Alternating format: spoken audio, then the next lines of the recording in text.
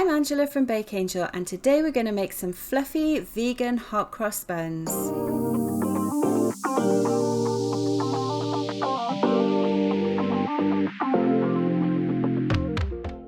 Welcome back, bakers, and if you love making allergy-friendly recipes, make sure you hit that subscribe button. Today we're making some vegan hot cross buns, and I'm here to prove to you that vegan ones can definitely be as good, if not better, than the ones you would buy in the store. So we're starting by adding our dry ingredients into our stand mixer bowl. That's 500 grams of strong white flour, 75 grams of white sugar, 2 teaspoons of cinnamon, 1 teaspoon of nutmeg, and a pack of instant yeast. Now, if you don't have the pack, you can just add 8 grams or 2 1/4 teaspoons to your mixing bowl. Then we're also adding 2 teaspoons of salt, 50 grams of melted plant-based butter, 300 ml of plant-based milk, and some orange zest. Give everything a really good mix together with your dough hook, as we want to make sure that all of those spices are fully distributed, and then we're going to add the rest of our ingredients. So that's a small container of applesauce, which is about half a cup or around 100 grams depending on how you buy them from the store. That's going to help add a nice flavor profile to the hot cross buns and also extra moisture as well. Now remember that we want to obtain that really light, fluffy consistency that you would always have in hot cross buns, so this is part of the process that's going to help that. Now we're ready to start adding in our dried fruit, and I'm using a combination of currants, raisins, and mixed peel here. In total you want about 200 grams of fruit, which is about 1.25 cups if you use US cup measures. And then you want to stir it again, make sure everything is well incorporated. And you'll also notice now you'll start to see some stringiness appearing. That's the gluten in our strong white flour, which is activating as we're stirring, and obviously because we added warm milk to it and sugar as well, that yeast that we added is activating and starting to do exactly what we want. The dough hook is also incorporating lots of air into our dough, which is going to give us that really nice springy texture as well. So now we're just going to let our stand mixer do its work and knead for 5 minutes. You could of course do this by hand as well if you prefer, but I find it easier just to let the stand mixer do its job for us. So our dough is now ready to transfer for its first proof. I'm going to add it into a greased bowl and just dump all of that dough in there. You can see again all those strands of gluten that are appearing throughout the dough, which is perfect. What we're going to do is cover this bowl with some plastic. I like to actually use a shower cap for that because it's really good, and then pop that somewhere warm for about 90 minutes until it's doubled in size. Look at this, it's almost touching the top there, and as you can see as I pull that away that we've got some of those gluten strands. It's also quite jiggly as well, which is exactly what it should be like. And the first thing you'll notice when you take that plastic off is how amazing it smells. It really does develop so well when it starts to heat up. Okay, so next we want to just top it onto a floured surface. We're going to knock back the air in the dough and give it a quick knead as well. So you'll see that I'm just adding some of that flour to it. It is really sticky at this stage, so don't worry if you need to add a little bit more flour to it.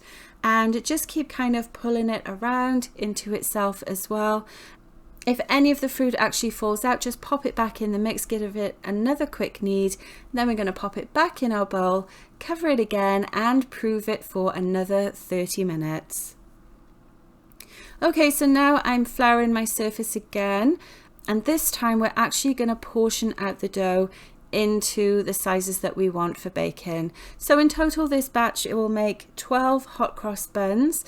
So the first thing you want to do, you'll see as soon as you put that dough down it starts to spread. It's got a lot of movement in it, which is great. That's from all the proving that it has done. So I'm just going to start to roll it out a little bit, kneading in some of that extra flour just to take away that extra stickiness that's in there. Then I'm just using a little tool that I have to actually section out the dough. So I've cut it in half, then I'm going to cut it in half again, and in total I'm going to make 6 pieces from those 2 little ones. So this one is going to be cut into thirds. Then I'm going to show you how to actually make the shape. So here I'm going to slow it down a little bit. You want to make a C shape with the palm of your hand and then roll the dough around in your hand. So I'm not actually pressing it down with the palm of my hand. I'm kind of rolling it in the side of my hand instead.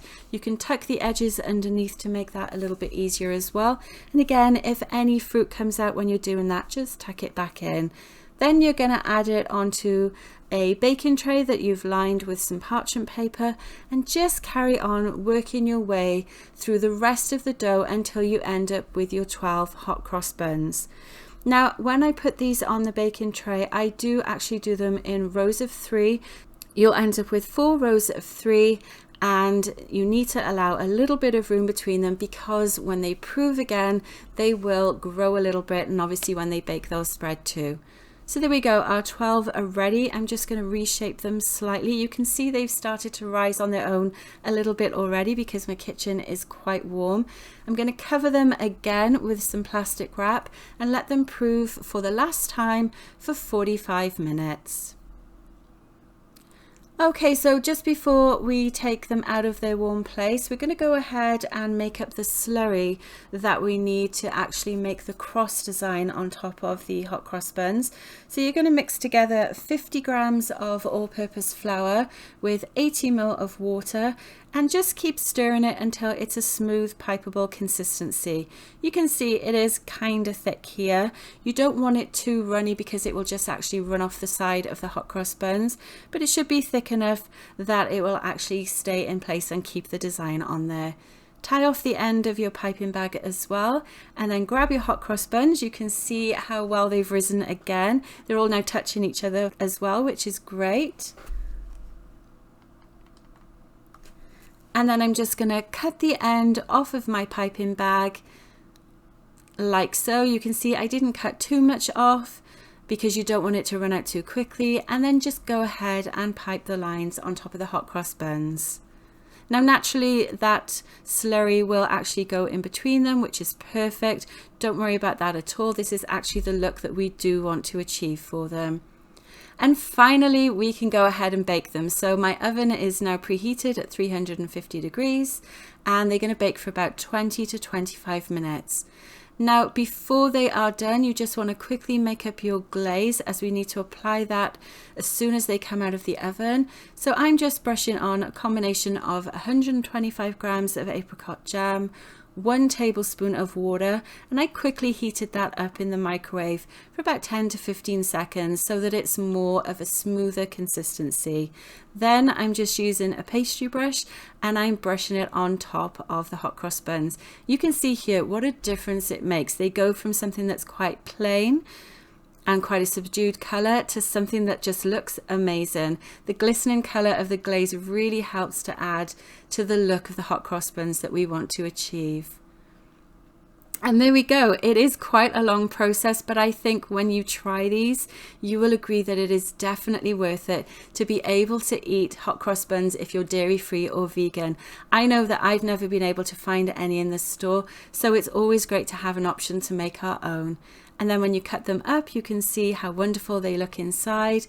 You can eat them straight away, or I also recommend toasting them the next day and add in a little bit of jam or butter to them. Now make sure you go to bakeangel.com where you can get the full printable recipe for this, and let me know in the comments as well if you'll be making some for Easter. Happy baking!